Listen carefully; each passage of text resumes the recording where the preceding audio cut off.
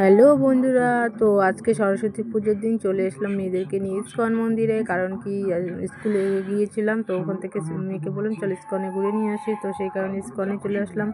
আসার পরে সবার প্রথমে জুতো টুতো রেখে দিলাম। জুতো রাখার পরে একটু ঘোরাঘুরি করছিলাম, কারণ আমার মেয়েদেরকে নিয়ে আমি ফার্স্ট টাইম এবার এসেছি। মেয়েদের আমি একাই এবার ফার্স্ট টাইম এসেছি, কারণ এর আগে বড় মেয়েকে নিয়ে ছোটো মেয়েকে নিয়ে একবার এসেছিলাম, অতটুকু ঘোরা হয়নি। এবার আমি ভাবছিলাম একটু ভালো করে পুরোটা ঘোরাবো মেয়েদেরকে নিয়ে, তো সেই কারণে চলে আসলাম মেয়েদেরকে নিয়ে ঘুরতে।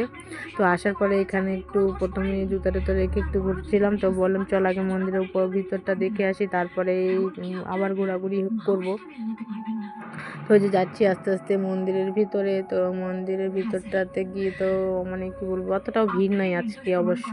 কারণ কি আমরা তো দিনের বেলা এসেছি না, 12টার দিকে, 11টা সাড়ে 11টার দিকেই ইস্কনে ঢুকে গিয়েছিলাম। তো এই কারণে অতটাও ভিড় ছিল না। হয়তো বিকালবেলা তো প্রচুর ভিড় হবে, তোমরা সবাই জানো বিকালবেলা একটু ভালোই ভিড় হয় এখানে। তো আবার আজকে আবার সরস্বতী পুজো, আজকে তো একটু ভিড়টা বেশি হবে। এই যে মন্দিরের ভিতরটা দর্শন করে নিলাম, সবাই পুজো টুজো মানে প্রণাম টনাম করে নিলাম। তারপরে যে সাইড দিয়ে ঘুরছি, তো আমার ছোটো মেয়ে তো কোনোদিনও ভিতরে ঢোকেনি, ভালো মতন দেখেনিও, তাই ওকে নিয়ে একটু ঘোরাঘুরি করছিলাম, দেখাচ্ছিলাম দেখ মা এগুলো আমরা পুরো ঘুরছিলাম। তো সেটাই বলাবলি করছিলাম, আমরা প্রচুরভাবে ঘুরছিলাম।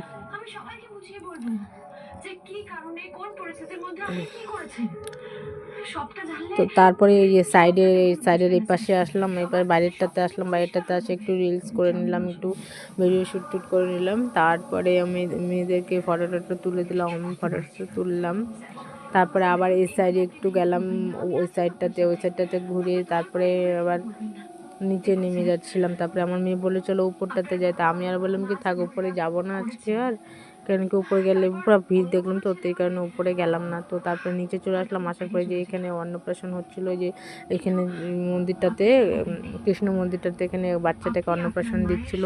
তো তারপরে আবার একটু ঘুরে টুরে নিচ্ছিলাম, এখানে জুতো নিচ্ছিলো সবাই। তো আমার মেয়ে বললো মা চলো চলে যাই, ঘোরা হয়ে গেছে যেহেতু, তো চলো চলে যাচ্ছি। তো আমি না কাগজটা খুঁজে পাচ্ছিলাম না, তো অনেকক্ষণ পরে কাগজটাকে পেলাম, পাওয়ার পরে তারপরে জুতোগুলো নেওয়া হচ্ছে।